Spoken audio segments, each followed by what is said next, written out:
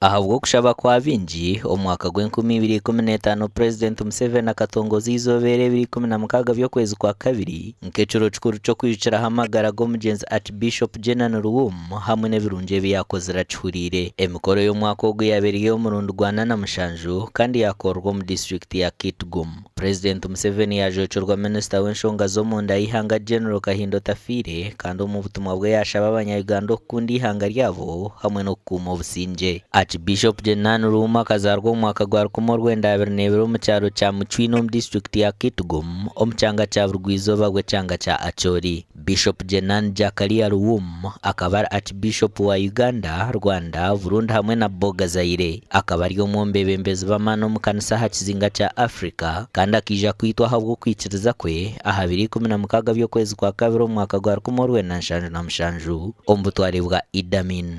Ahabwa TV West ndi Era Akiza.